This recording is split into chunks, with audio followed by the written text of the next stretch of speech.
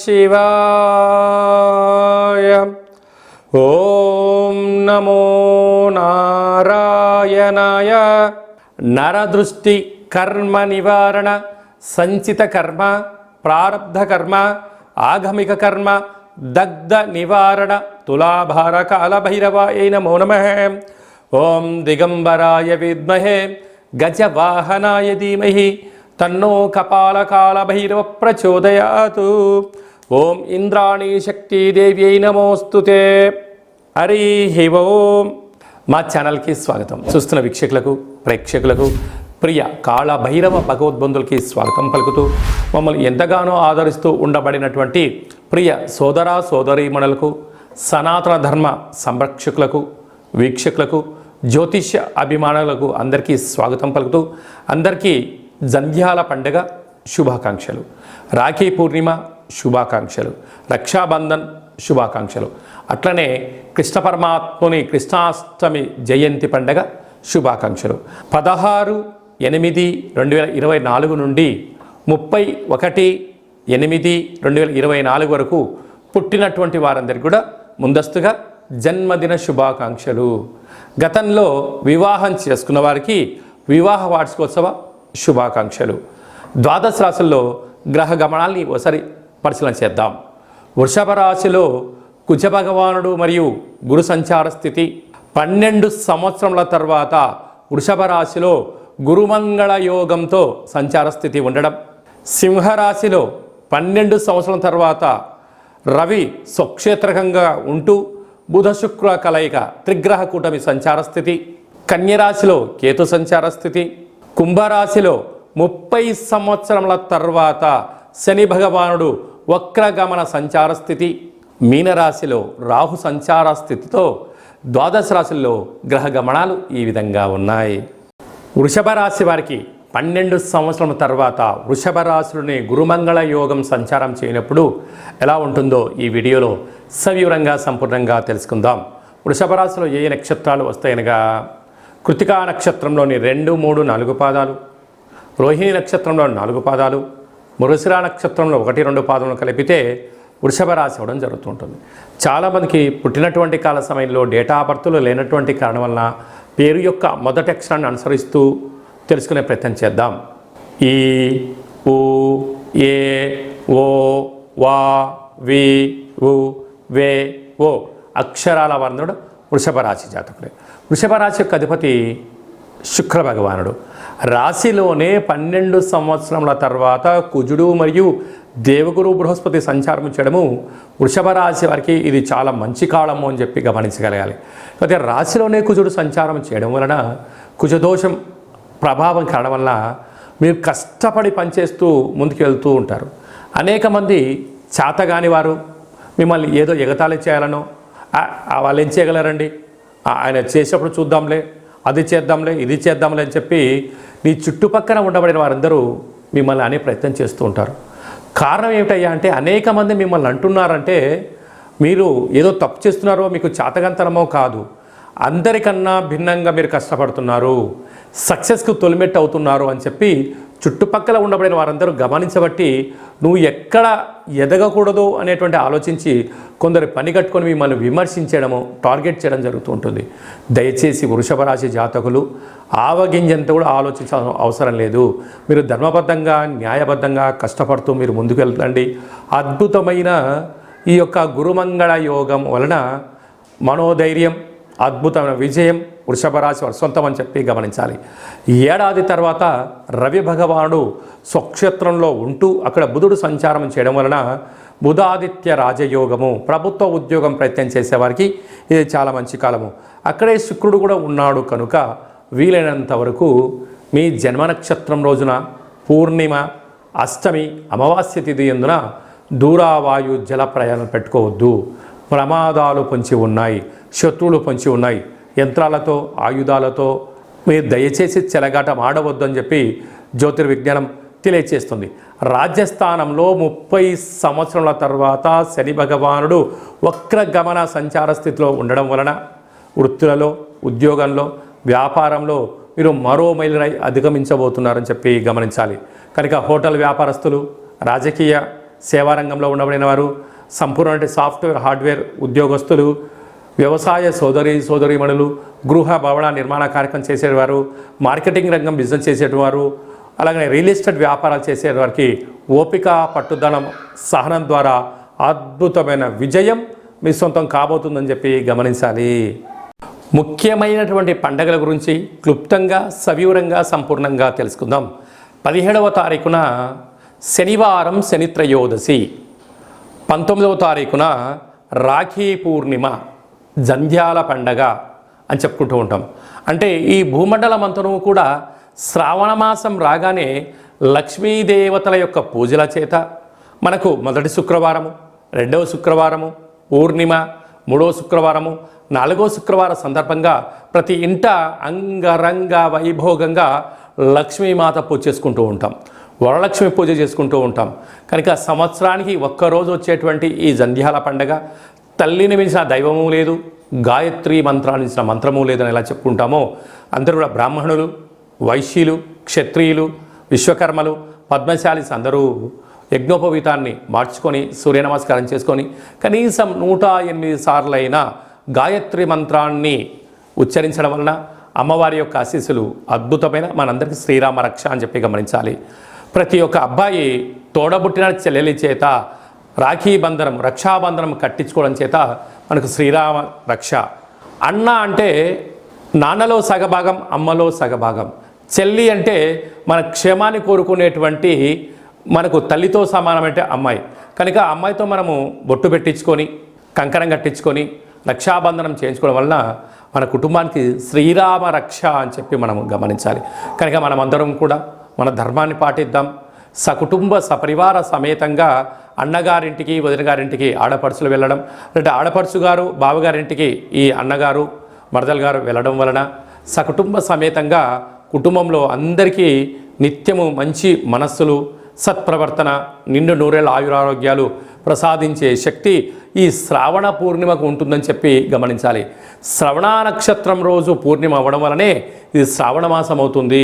నక్షత్రాధిపతి చంద్రుడు అవ్వడం, అలాగే ఆ నక్షత్రంలో జన్మించినటువంటి వెంకటేశ్వర స్వామి వారు కళవు వెంకటనాయక అనం వెంకటేశ్వర స్వామి యొక్క జన్మ నక్షత్రం అవ్వడం వలన తెలిసి స్మరించిన, తెలియక స్మరించిన నారాయణ అన్న, వెంకటేశ్వర అన్న, లక్ష్మీదేవి అన్న కూడా వారి ఇంటికి వచ్చి మనకు సర్వత్రా ఐశ్వర్యాన్ని ఇచ్చే శక్తి ఈ శ్రావణ మాస పూర్ణిమ ఉంటుందని చెప్పి గమనించాలి. యథాశక్తిగా మనము అమ్మవారి పేరు మీద ఒక 5 మంది ముత్తైదులకు పసుపు కుంకుమలు కానీ, గాజులను కానీ, బొట్టు పెట్టడం కానీ, పేరంటం కార్యక్రమం చేయడం కానీ, తులసి కొట్టులో వ్రతం చేసి నలుగురికి పూజ చేయడం వలన ఇంట్లో నరదృష్టి తొలగిపోతుంది, ఇంట్లో మనశ్శాంతి ఉంటుంది. ప్రతి శ్రావణ మాసంలో వచ్చేటువంటి ప్రతి అమ్మాయి అయినా, ఆడపడుచైనా, స్త్రీమాత అయినా లక్ష్మీమాతగా మనం భావించండి.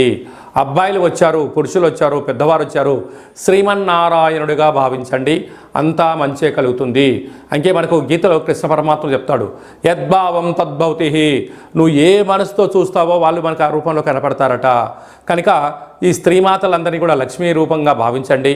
యథాశక్తిగా చారే, చీరే, పసుపు కుంకుమలు, గాజులను ఏర్పాటు చేయండి. మన ఇంట లక్ష్మీదేవి తాండవ మారుతుందని చెప్పి గమనించాలి. అలాగనే మనకు 26వ తారీఖున శ్రావణమాస బహుళాష్టమి, శ్రీకృష్ణ జన్మాష్టమి, కృష్ణ పరమాత్మను జయించినటువంటి పర్వకాలము.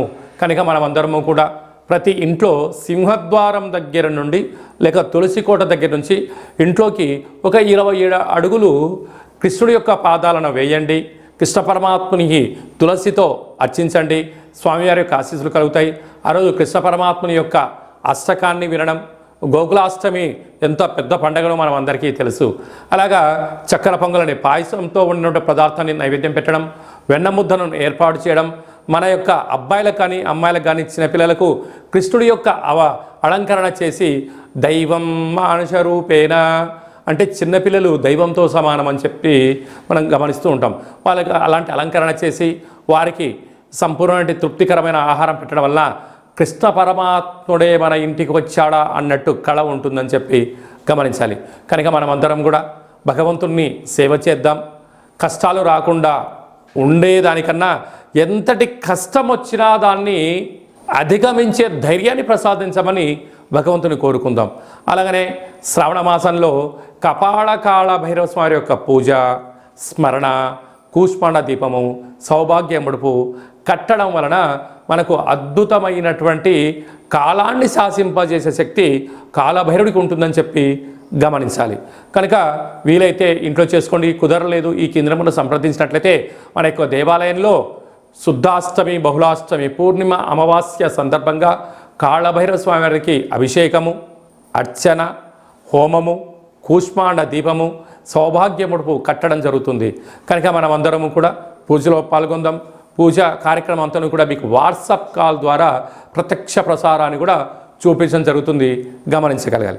అలాగనే మనకు 31వ తారీఖున శనివారం, శని త్రయోదశి, పుష్యమి నక్షత్రం. 17వ తారీఖున, 31వ తారీఖున శనివారం రోజు శని త్రయోదశి సంచారంలో ఉంది. అనగా పుష్యమి నక్షత్రము కర్కాటక రాశి, అష్టమ స్థాన శని సంచార స్థితి. అనురాధ నక్షత్రము వృశ్చిక రాశి, అర్ధాష్టమ శని.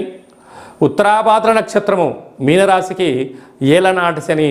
అంటే ఈ 3 రాసుల వారు, ఈ నక్షత్రాల వారు తప్పకుండా వారు ఎంత బరువు అయితే ఉంటారో అంత బరువు కలిగినటువంటి ఉప్పును తులాభారంగా చేసుకొని ఆ ఉప్పునంతను కూడా నీటిలో పోసి తులాభారం చేసినటువంటి నీటితో, ఉప్పుతో శివుడికి పాశుపత ఆయుష్య రుద్రహోమం చేసుకోవడము అద్భుతమైన యోగము అని చెప్పి గమనించాలి.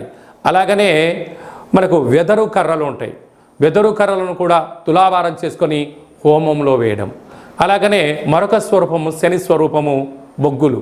ఆ బొగ్గులను కూడా తులాభారం చేసుకొని హోమంలో పొయ్యడం వలన, అంటే సమర్పించడం వలన అంటే కష్టాలు దగ్ధమైపోతాయి, మృత్యుదోషాలు తొలగిపోతాయి, అపమృత్యు దోషాలు తొలగిపోతాయని చెప్పి గమనించాలి.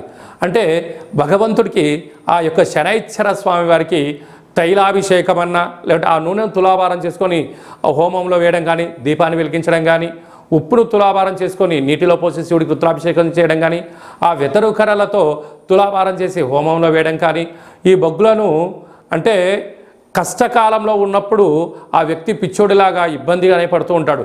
అలాంటి బొగ్గులను తులాభారం చేసి హోమంలో వేయడం వలన కష్టాలకు ఫుల్ స్టాప్ చెప్పి ఐశ్వర్యానికి స్వాగతం పలుకుతారని చెప్పి గమనించాలి. ఒక్క చిన్న విధి విధానాన్ని మీ యొక్క ప్రాంతంలో ఉండబడినటువంటి శివాలయంలో వెళ్ళి ఈ కార్యక్రమాన్ని చేసుకునే ప్రయత్నం చేయండి. ఈ యొక్క 3 నక్షత్రాలు, శని నక్షత్రాలు శని ప్రభావ సంచార స్థితితో దోషంలో ఉన్నాయని చెప్పి గమనించాలి. అలా కుదరకపోతే ఈ కింది నెంబర్ సంప్రదించినట్లయితే మీకంతను కూడా ఈ కార్యక్రమాన్నంతా కూడా మీరు వస్తే మిమ్మల్ని కూర్చోబెట్టి తులాభారం చేయించి హోమంలో ఈ కార్యక్రమాలని పదార్థాలను సమర్పించడం జరుగుతుంది. రాలేనటువంటి వారికి వాట్సాప్ కాల్, వీడియో కాల్ ద్వారా తులాభారం చేయించి హోమం చేయించడం జరుగుతుంది. కనుక ఆసక్తి గల వారందరూ కూడా ఈ శనిని భగవంతుని యొక్క కటాక్ష వీక్షణ పొందడం కోసం ఒక చిరు ప్రయత్నంగా భావించండి.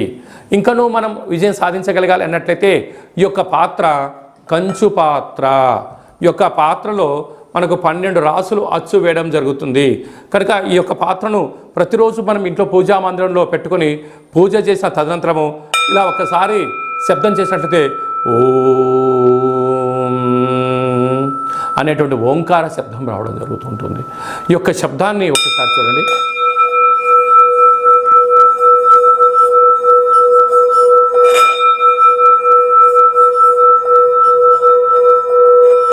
ఈ యొక్క శబ్ద తరంగాల్ని ఇంట్లో అలా ఏర్పాటు చేయడం వల్ల ఇంట్లో ఉండబడినటువంటి నరదృష్టి, తంత్రదోషాలు, తాంత్రిక దోషాలు తొలగిపోయి ఐశ్వర్యం మనకు కలుగుతుందని చెప్పి గమనించాలి. ఈ కాళభైరవ అక్షయ పాత్రతో పాటి మనకు కాళభైరవ స్వామి యొక్క పిరమిడు, డాలరు, కంకణము, కాళభైరవ హోమము ప్రత్యక్ష ప్రసారంగా మీకు వీడియో కాల్లో చూపించి ఇవ్వడం జరుగుతుంది. అలాగనే 27 రకాల వస్తువులతో దిష్టి తీయించడం కూడా జరుగుతుంది. కనుక ఆసక్తి గలవారు ఈ కింద నెంబర్ సంప్రదించి అక్షయ పాత్రను సొంతం చేసుకోగలరు. మీ వ్యక్తిగత జాతకం తెలుసుకోవాలనుకుంటున్నారా?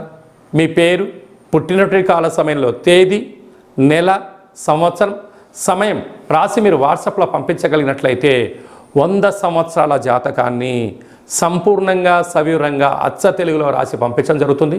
మీరు పుట్టినప్పుడు గ్రహ గమనాలు ఎలా ఉన్నాయి, ప్రస్తుత కాలమాన ప్రకారంగా ఎలా ఉంటున్నాయి, భవిష్యత్తులో ఎలా ఉండబోతున్నాయో సవివరంగా కూడా మీకు తెలియజేయడం జరుగుతుంది.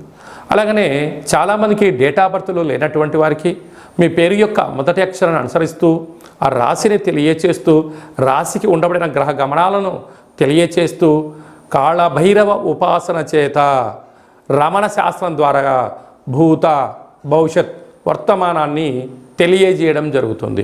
కనుక ఆసక్తి గలవారు ఈ కింది నెంబర్ని వాట్సాప్ కాల్ ద్వారా కానీ ఆన్లైన్ ద్వారా కానీ ప్రత్యక్ష ప్రసారంగా కానీ సంప్రదించి జ్యోతిష్య వివరాలు తెలుసుకొని జాతకంలో ఉండబడినటువంటి యోగాలను తెలుసుకొని ఆటంకాలను తొలగించుకొని జీవితంలో అద్భుతమైన బంగారు భవిష్యత్తుకు అందరికీ ప్రసాదించాలని మనసారా కోరుకుంటూ ఆశీర్వచనం. అలాగనే మీ అబ్బాయికి కానీ అమ్మాయికి కానీ ఎంత ప్రయత్నం చేసినా వివాహం అవ్వడం లేదా, జాతకంలో ఎలాంటి యోగాలు ఉన్నాయి, జాతకంలో ఎలాంటి ఇబ్బందులు ఉన్నాయో తెలుసుకుందాం. వచ్చేటువంటి జాతకానికి మన అబ్బాయికి మన అమ్మాయి జాతకంలో వారిద్దరి కలిపిన గణాలు గుణాలు పాదాలు ఎలా ఉంటున్నాయో సవివరంగా తెలియచేస్తూ వివాహ తదనంతరం వారికి ఎన్ని యోగాలు ఉన్నాయి, ఎలాంటి సంతాన యోగం ఉంది, ఎలాంటి వ్యాపార యోగాలు ఉన్నాయి కూడా మనం ముందుగానే తెలుసుకునే ప్రయత్నం చేద్దాం. గతంలో వివాహమైన దంపతులు తరచుగా గొడవ పడుతున్నారా? ఎంత చెప్పినా తల్లిదండ్రులు చెప్పినా పిల్లలు వినే పరిస్థితి లేదా? ఏకో నారాయణ అనే పరిస్థితి ఉంటుందా?